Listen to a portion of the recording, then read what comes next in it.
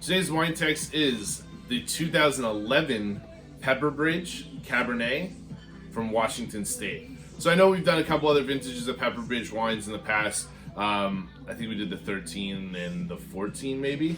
But they're a pretty well-known winery. They're kind of collaboration between a couple different families that come together, bought a couple vineyards, and then they kind of bring all their skills together in one kind of winery and make, specific wines to their vineyards. So the Bridge Cab, this one specifically, is 100% Cabernet from the Bridge vineyards that surround the winery themselves. They don't take from anywhere else. This is what they consider some of their best grapes, and I think it really shows in the wines. Washington State makes very full-bodied red wines, specifically in the Cabernet and the Syrah world.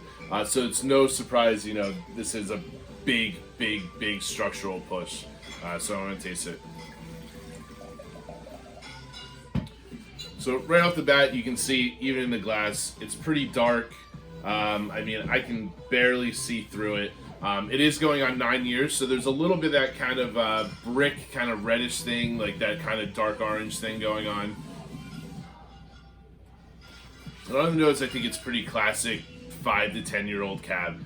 You definitely get some bright fruits up front, that kind of like raspberry, blackberry thing. But I think the dried cherries and a little bit of that kind of fig and definitely kind of earthiness comes through, along with the natural herbaceousness that comes with Cabernet Sauvignon. That bell pepper kind of green garden kind of thing going on.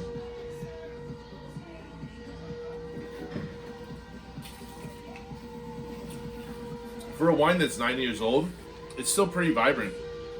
I think there's a lot of tannins left, and to be honest, the acidity is actually pretty high as well.